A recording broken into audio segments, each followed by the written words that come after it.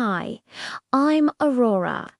My parents split up ages ago, but when my mum passed away, my dad brought me to live with him and my brothers. The first time I walked into the house, I saw this guy on a ladder fixing a light in the living room. I tried to be friendly. Hey, I'm Aurora, and you are. He just shot me a quick glance and said flatly, Arthur, and that was it. He went right back to work like I wasn't even there. Totally embarrassed, I started dragging my suitcase upstairs, but as I passed the kitchen, I saw him again. Arthur was in there cooking. How could he be in two places at once? Suddenly, a toy plane flew right into my forehead, knocking me to the ground. When I looked up, I nearly fainted. 3 Arthurs were staring down at me, and that's when I learned the truth. They weren't clones. They were my triplet brothers, Arthur, Albie, and Andrew. I pulled myself together and tried again. All right, I'm Aurora, your younger sister. They just looked at me like I was some complete stranger who had barged into their house. You can stay here, one of them said. Just don't bother us. Yeah, not exactly the warm welcome I was hoping for. At dinner, it felt like we were from 2 different planets.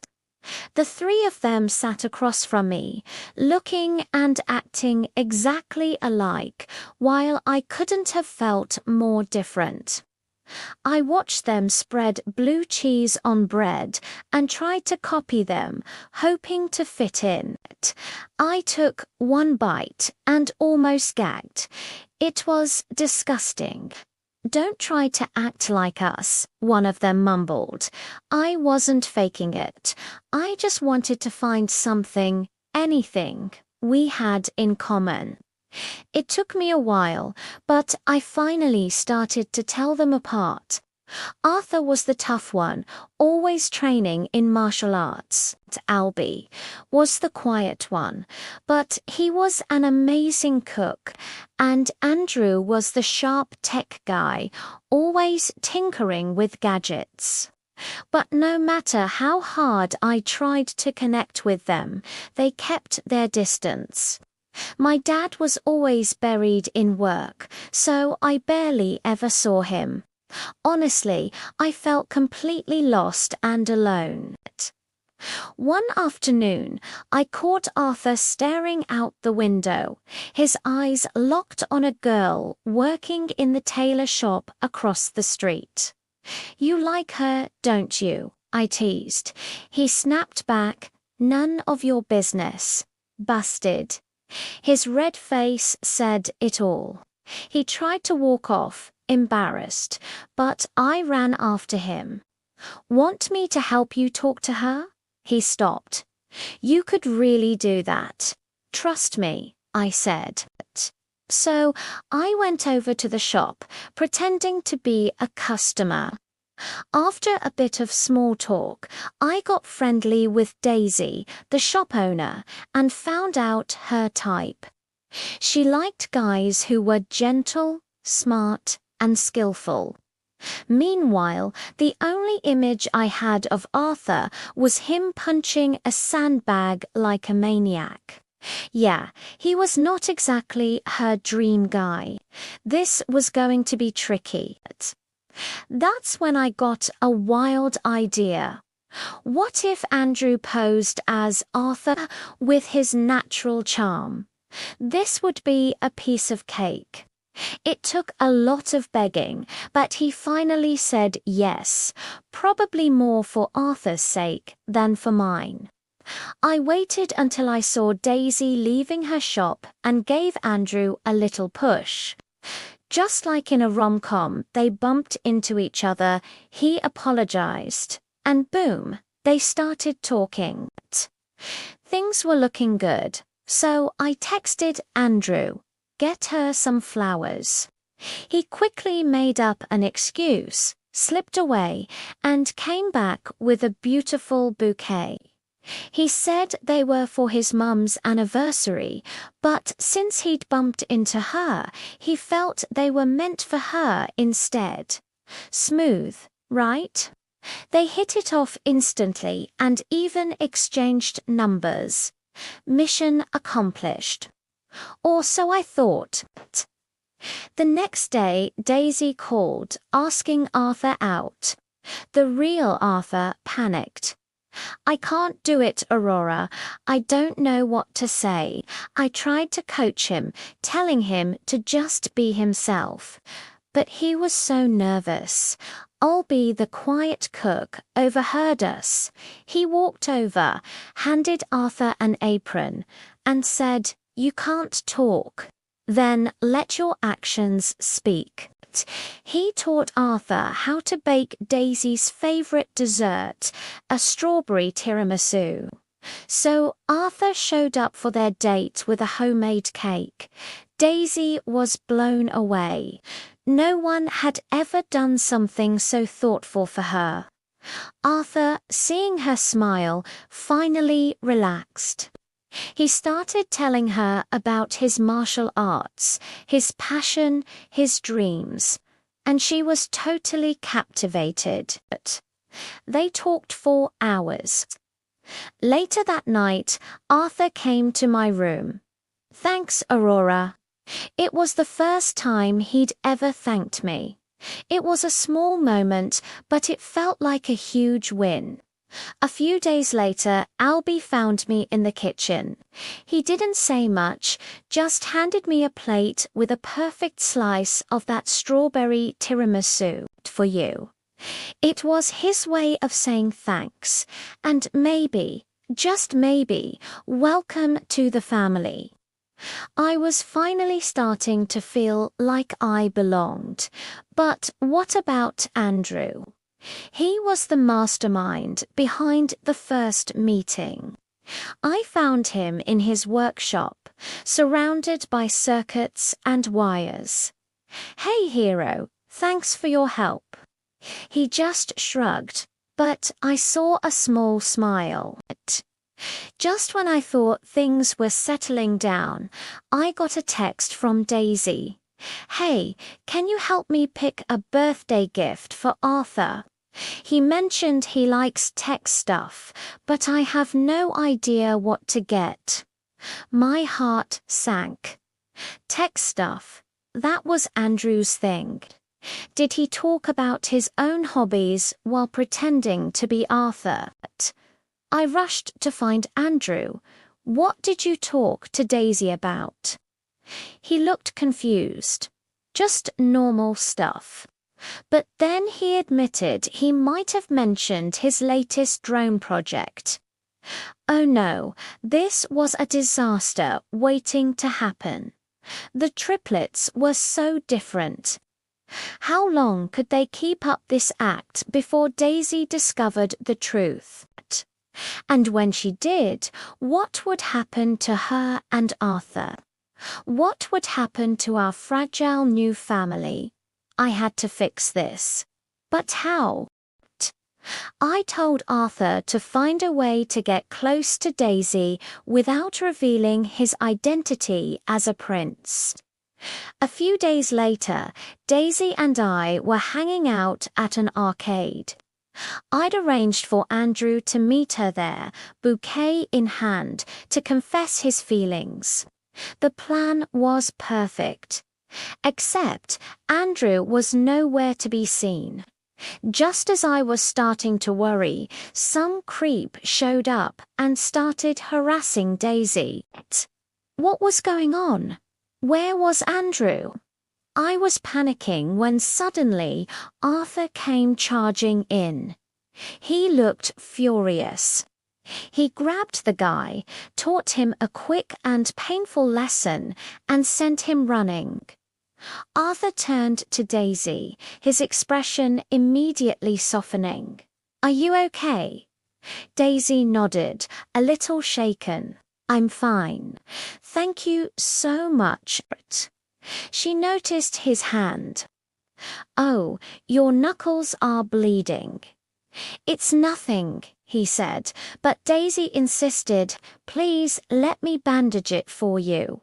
And just like that, mission accomplished. Arthur had successfully gotten close to Daisy, all on his own. Right then, Andrew finally rushed in, panting, with a huge bouquet. I grabbed his arm. "Let's go," I whispered. "Our work here is done." Andrew said he had to head to the lab, so I started walking home alone. On my way, I passed a restaurant and saw Albie working inside.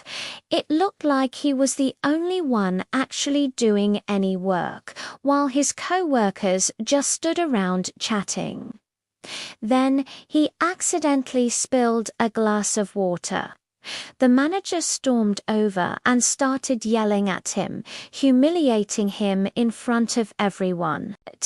It was obvious he was being bullied. I couldn't just leave, so I waited outside until his shift ended. It was late when Albie finally came out, looking completely drained. I handed him a cold drink. He looked surprised. "Why are you here?"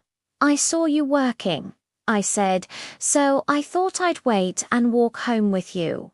We walked in silence for a while until I couldn't stand it anymore. "That job doesn't seem great," I said gently. "Your co-workers, ... double quotes," he sighed. "My manager hates me. He's always setting me up, trying to mess with me. But it's fine. I can handle it." To achieve my dream of opening my own restaurant, this is nothing. It might have been nothing to him, but I couldn't just stand by and watch. When I got home, I told Arthur and Andrew everything. We came up with a plan. Arthur would go to the restaurant, disguised as Albie, and give that bully manager a taste of his own medicine. The next morning, Arthur walked into the restaurant wearing Albie's uniform. Albie and I hid nearby, listening in. The manager started barking orders immediately. "Don't just stand there. Clean the entire shop, and the bathrooms too. Hurry up." Arthur didn't move. "I'm the chef. My job is to cook. Cleaning is for the janitor." The manager's face turned red. "How dare you talk back to me? You need to be taught a lesson." He swung a punch at Arthur, who dodged it effortlessly. With a few swift moves, Arthur had the guy pinned to the floor. "Remember this," Arthur said calmly. "I'm not someone you can push around." The manager, pale and trembling, stammered, "I'm sorry. I won't do it again." Watching from our hiding spot, Albie and I burst out laughing. The next day, Albie came home with a huge smile on his face. "The manager got fired," he announced. "Everything he did to me was caught on the security cameras." He looked at us, his eyes filled with gratitude. "Aurora, Arthur, thank you both so much." Arthur smiled. "It was all Aurora's idea. And Albie," he added, looking at me, "he's helped us a lot too." Albie finally looked at me and said, "I'm sorry for how I treated you before." "No worries," I replied. "We're family, right?" And in that moment, the distance between all of us just melted away. For the first time, it truly felt like we were becoming a real family. Later that evening, I was looking for the TV remote, but couldn't find it. Suddenly, a small, sleek robot rolled over and handed it to me. "What in the world?" Andrew just smiled. Looks like his latest invention was complete. My brother Andrew is a genius. He created this amazing robot for the upcoming robotics contest, and I was his biggest cheerleader. I told him, "You've got this. You're totally winning first prize." On the day of the contest, I showed up to cheer him on, but Andrew was nowhere to be found. I scanned the crowd, confused. Then, a contestant named Ben walked onto the stage and started presenting his invention. My eyes went wide. Holy guacamole! The robot standing right there in front of him. That was Andrew's creation. Without even thinking, I marched straight up onto the stage. "That belongs to my brother, not you," I yelled. Ben scoffed. "What nonsense are you spouting? Someone get her out of here." But I wouldn't back down. "You're a fraud." Just then, someone grabbed my arm. It was Andrew. "Stop, Aurora, let's go." He pulled me off stage and straight outside. I was so confused. What's going on? Why does Ben have your robot? All he said was, "What's done is done. Just let it go." No matter how I pressed him, he wouldn't say another word. Because of me, the contest turned into total chaos and had to be postponed. That night, Dad stormed home absolutely livid. "Aurora, do you have any idea what you've done?" I just stood there, completely clueless. "What do you mean?" he roared. "Because you embarrassed Ben. His father cancelled my promotion." I shot back, but Ben stole Andrew's invention. And then came the bombshell.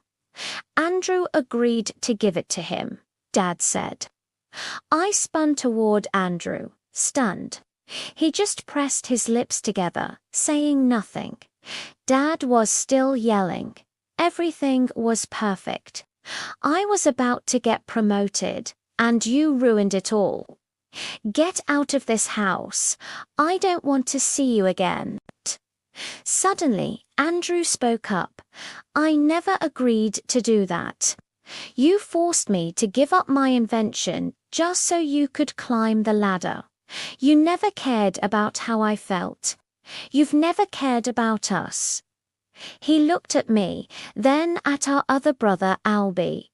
"It's only since Aurora came that this place has felt like a home. If you kick Aurora out, we're leaving too." So we moved into the small house where my mum and I used to live. It wasn't big, but it was warm. I caught the boys staring quietly at a photo of my mum on the table.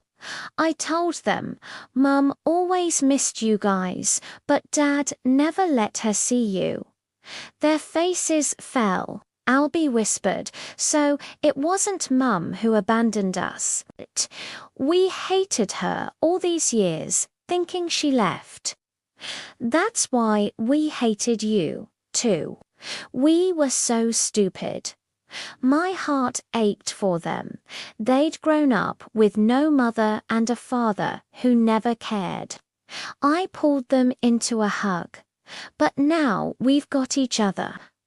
Let's make this home a happy one. I encouraged Andrew to enter the robotics contest again. His talent deserved to be recognized.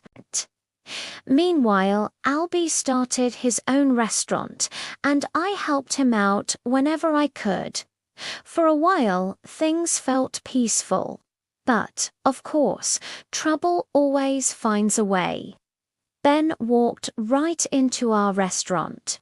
He ate his meal, then claimed he found a cockroach in the food. Total cap. Everything Albie cooked was spotless. But Ben just smirked. "I've got video proof." If you don't want me posting this online, he said, we can make a deal. What do you want? Steal Andrew's design for me. So, that was his plan all along. If I refused, our restaurant would be ruined.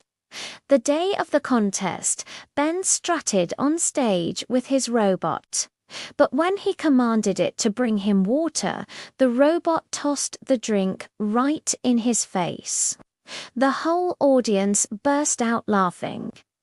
Yep, I'd given him Andrew's design, just with a few tiny numbers switched around. The robot started shaking violently, then froze completely. Andrew ended up taking first place, and the crowd went wild. Ben, on the other hand, couldn't handle it. His face turned red, and he came charging straight at me. You're the one who rigged this, aren't you? Before his hand could reach me, another hand grabbed his wrist. It was Dad. I froze in shock. Don't you dare touch my daughter. He stepped onto the stage, his voice steady and clear for everyone to hear. At the last contest, I was the one who gave Andrew's design to Ben. I'm ashamed of what I did. I'm sorry for the damage I caused. The truth was out. People started booing Ben, calling him out right there in front of everyone. His glare burned into me. Just wait. I'll make sure your little restaurant goes down with me. Oh, really? You mean the part where you planted that cockroach in our food? Yeah, that's on video.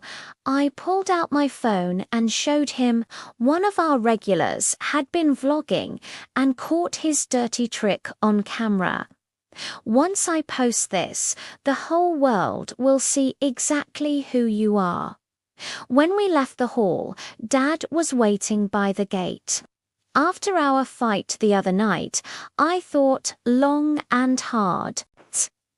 I realized I've been a terrible father. I'm sorry.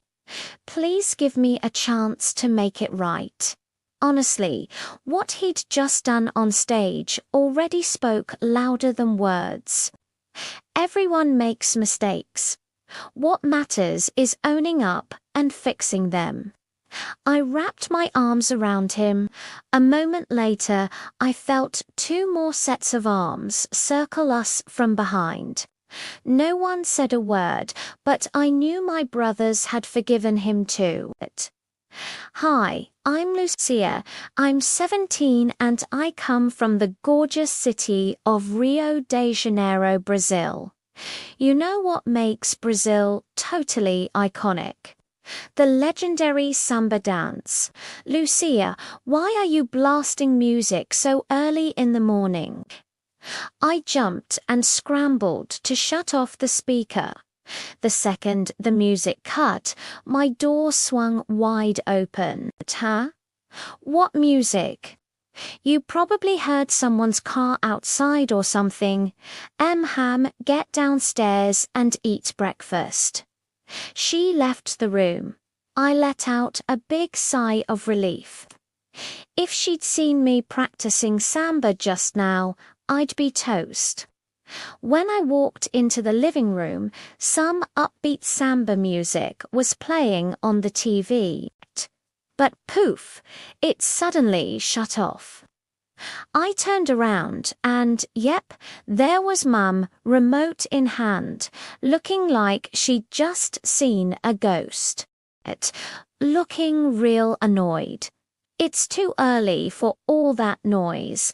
Lucia, go eat breakfast. You've got school. Okay, I'm going. Not every Brazilian is into samba. My mum's the prime example. My dad left us for a samba dancer when I was little, and ever since, Mum's had major beef with anything samba related. She straight up banned it from our house. And let's be real, with our financial situation, learning samba at a studio was a total pipe dream.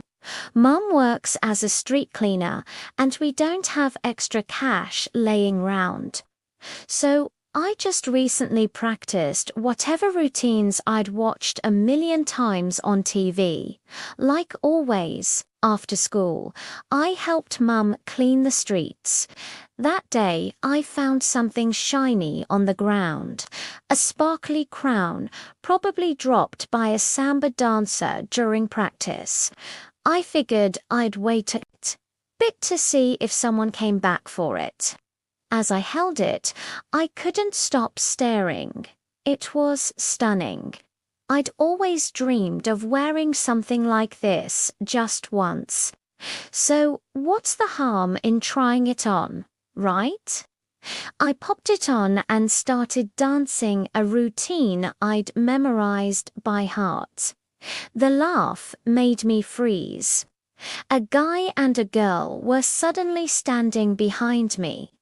No clue how long they'd been there. Girl, why are you dancing? Shouldn't you be sweeping trash or something? This stuff isn't for you. My cheeks went full tomato mode. Camila, cut it out. That firm tone shut her right up. Then he stepped closer and smiled warmly. I'm sorry about her. Don't take it personally. I'm Carlos and she's Camila. We're both dancers from Samba Academy. That crown's actually hers. She dropped it during rehearsal. Lucky you found it. Oh no, I'm the one who should apologize for using it without permission.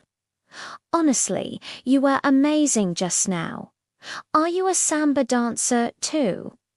I'm a street cleaner who happens to love S.A. Carlos. Let's go. Everyone's waiting. We've got to run. Bye for now.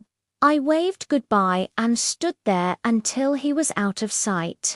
Then I got back to work, but this time with a little skip in my step. I thought that would be the last time I'd ever see Carlos. But one day I was sweeping near a samba school, and the music pulled me in like a magnet. I peeked through a gap and saw everyone dancing their hearts out. Hey, it's you again. What brings you here? I jumped a little. He popped up right beside me. I was just walking by. You looked super focused watching them. Want to join our dance team? I wish, but my mom's not a fan, so I can't. If you've got the passion and patience, I believe your mom will come around. I nodded. Deep down, I knew this might be my only shot at chasing my dream. The next day, I told Mum I had a part-time job. To throw my mum off, I pretended to get a job at a cafe, but really, I was sneaking off to a samba school. My friend Carlos got me in and introduced me to the whole crew. Everyone was super welcoming except for one girl, Camila. She shot me the dirtiest look and just straight up ignored me when I said hi. I had no clue what her deal was, but honestly, I didn't care. I was too excited for my first class to begin. And you know what? All that secret practice I'd been doing paid off. I learned the entire routine in just one day. Carlos and the others were so impressed. They couldn't believe it took them days to learn what I picked up so fast. But of course, Camila had to chime in with, "What's the big deal? I could do that too." Carlos told her to stop being so salty, which shut her up for a second. But as soon as he walked away, she turned to me and snapped, "You stay away from Carlos. He's mine." I was trying to be nice, but she was really pushing it. I just looked at her and said, "Oh, Carlos is yours." "Cool, I'll just go ask him about that real quick." You should have seen her face. She turned so red she looked like a furious little potato. It was hilarious. I had to bite my tongue to keep from laughing out loud. Anyway, I put all my energy into dancing. I practiced every single day, and soon enough, I was one of the best dancers in the school. It was all worth it when I was chosen to be the Reina de Boterio, the queen of the drums for the big carnival parade. It felt like a dream come true. Of course, Camila was furious. "No way. She doesn't deserve it," she whined. But Carlos shut her down again, telling her I earned it and that she should practice more instead of being so negative. I tried to ignore her and just focus on rehearsal. This was a huge opportunity, but I knew it was also a huge test. I couldn't mess up. As Carnival approached, we started having dress rehearsals out on the street. There was just one tiny problem. My mum. She works as a street cleaner every day. If she saw me, I'd be in so much trouble. So, I asked Carlos if I could wear a mask during rehearsals. He was hesitant, but he agreed, but only for rehearsals. I told him I'd figure something out for the real parade. During our next street rehearsal, my worst fear came true. I saw my mum sweeping the sidewalk nearby. Her eyes were locked on our parade, and her face was just pure disgust. My heart started racing. I tried to keep my cool and just keep dancing, but then someone shoved me hard from behind. I stumbled, and my mask flew right off my face. It rolled across the street and stopped right at my mum's feet. Our eyes met. Her expression went from shock to pure rage in a split second. "You told me you were working. What are you doing here?" she yelled. I tried to explain. "Mum, please let me explain, ... double quotes, but she cut me off. "I told you, no samba dancing. Go home now." Carlos tried to step in, telling her how talented I was, but she wouldn't hear it. "No," she shouted, "I'll never let her waste her life on this." What is this nonsense? I couldn't do anything but watch as she yanked me away. Back at home, she shoved me into my room as if I'd just committed some terrible crime. "You're grounded. This is what you get for lying to me," she yelled. "No, Mom, dancing samba is my passion. Please don't ruin my dream," I pleaded. "I don't want you turning out like that dancer who ruined our family. You can't just assume every samba dancer is awful because of her. Don't try to change my mind. Stay in your room and think about what you did." She turned around and slammed the door shut. I ran up and tried to open it, but it was useless. "You want to know why Dad left? It's because you've always been so controlling and stubborn. If it wasn't that dancer, it would have been someone else." There was a long silence from behind the door. Then I heard her footsteps fading away. She must have heard what I said, but nothing changed. I collapsed onto my bed, totally heartbroken. Maybe this was the end of the road for me. Just then, my phone buzzed. It was Carlos. Hey, I saw Camila shove you. She thought taking you down would get her spot back, but it totally backfired. She's been expelled for what she did. You're the one and only Reina de Bateria now, but I can't even leave my room. Don't give up yet. Look around. There has to be a window or something. And he was right. There was a tiny window in my room, and bingo, it wasn't locked. Carlos and I came up with the most ridiculous escape plan ever. On the evening of the big parade, I peeked outside and saw him waiting down below. We hopped on his scooter and zoomed off, with my mum chasing us and shouting in the background. We sped up, and her voice faded behind us. When we got to the Sambadrome, the whole square was just buzzing with energy. Drums were thundering, dancers were shimmering, and the crowd was roaring like crazy. Giant floats were rolling by under all the lights, and there I was, Reina Gibateria, leading the whole crew. My samba moves were fierce, full of fire and passion.